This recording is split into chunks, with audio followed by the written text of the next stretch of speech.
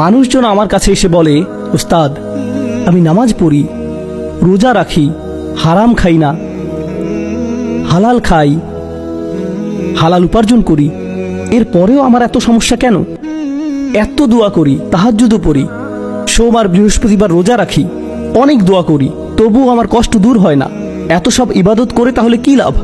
সব ঠিক কাজ করছি, কিন্তু জীবনে সব ব্যাঠিক হচ্ছে আমার সাথে। বরং আমি যতই করি, যতই ইসলামের দিকে আসি, আমার জীবনের কষ্ট আরো বেড়ে যায়। বিষয়টা আসলে খুবই কমন। একজন তো আমাকে উল্টো বলেছিল, জানেন, আমি ইসলাম যত কম মানি আমার জীবন ততই সহজ হয়। মানে এভাবে বলতে চাই না, জানি আল্লাহ শুনছেন, আর সেইভাবে ইশারা করে দেখাচ্ছে। আমি তো ভাবছি এমনটা করে কি লাভ, ওই কোনায় যে কথা বলি যেন ফেরেশতারা বলবে, আরে আরে ওরা তো ওই কোনায় চলে গেল, হায় হায় এখন লিখবো কিভাবে। কিন্তু জানেন, যখন নামাজ পড়া শুরু করি জীবনে কষ্ট চলে আসে, নামাজ পড়া বন্ধ করে দিলে জীবন সহজ হয়ে যায়। মানে এমনটাই হচ্ছে আমার সাথে। আমি তাকে বললাম, আপনাকে কে বলেছে যে আল্লাহকে মানলে জীবন সহজ হয়ে যাবে? কোরআন তো কখনো বলেনি।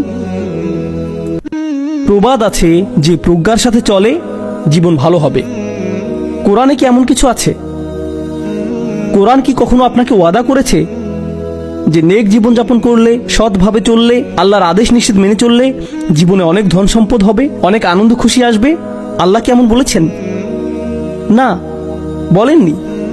তিনি বলেছেন, লাকাদ খলাকনাল ইনসানা ফি কাবাদ। কিন্তু মানব জাতিকে সৃষ্টি করা হয়েছে প্রচন্ড কষ্টের মাঝে। এরপর আমাদের উদাহরণ দিচ্ছেন তিনি। আচ্ছা ঠিক আছে, আল্লাহকে যারা সবচাইতে বেশি মেনেছেন তাদের উদাহরণ দেখি। ইব্রাহিম আলাইহিস সালাম আল্লাহকে কত মেনেছেন, তার জীবন তো তাহলে না। ইউসুফ আলাইহিস সালাম কোনো নিয়ম ভঙ্গ করেননি, ভালো থেকেছেন শুধু, তার জীবন তো তাহলে, তাই না? দাঁড়ান, দেখুন কোরআনে এই বিষয়টি উঠে এসেছে। প্রচন্ড মহান ব্যক্তি যারা প্রচন্ড প্রজ্ঞার সাথে চলে তাদের জীবনও কঠিন হয়। তখন সেই লোকটি, যেই লোকটি নেটওয়ার্কের বাইরে জায়গা খুঁজছিল, তাকে যখন বোঝালাম তখন সে বলল, তাহলে কি লাভ? জীবন তো কঠিন হয়েই থাকবে, লাভ কি তাহলে?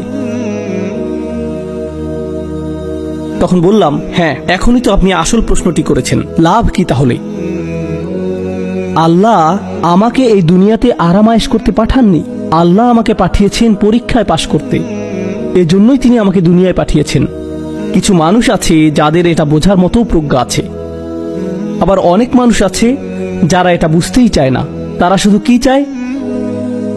সহজ জীবন। আর যারা এই সহজ জীবনের পিছনে ছুটছে তারা প্রজ্ঞার পথকে অস্বীকার করছে। আল্লাহ কি সহজতা দেবেন? অবশ্যই। কিভাবে তিনি এটা দেবেন, কখন দেবেন, এটার সময় তিনি আগে ভাগে আপনাকে ইমেল করে পাঠাবেন না। আপনার ফোনে আপনি কোনো নোটিফিকেশনও পাবেন না যে ভালো দিন আসছে 3 দিনের মধ্যেই। তিনি এমন করেন না। আপনারা তো জানেন, সর্বশ্রেষ্ঠ বিশ্বাসীরাও বলেছিল, মাতা নাসরুল্লাহ, আল্লাহর সাহায্য কখন আসবে, কখন আসবে সাহায্য? আল্লাহ বলছেন শীঘ্রই আসবে। কিন্তু কাউকে যদি আপনি বলেন শীঘ্রই আসছে, সে বলে কত শীঘ্রই, কোন মাসে, কতকাল পর, মাস, বছর, একটু কি বলবেন না? বলা হবে না। ওমা কান আল্লাহু লিইউতলিয়াকুম আলাল গায়ব। আল্লাহর কোনো প্রয়োজন পড়েনি যে তিনি আপনাকে গায়ব সম্পর্কে কিছু বলে দেবেন। ঠিক এটাই হচ্ছে মূলত পরিপক্কতা, তাই না? জীবনের একটি পরিপক্ক দৃষ্টিভঙ্গি।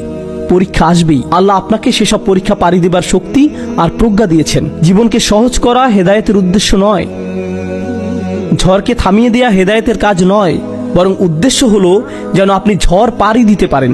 এখন আপনি জানেন কিভাবে ঝড়ের ভেতর দিয়ে পাড়ি দিতে হয়। ঝড় যে চলে যাবে সেটা নয়।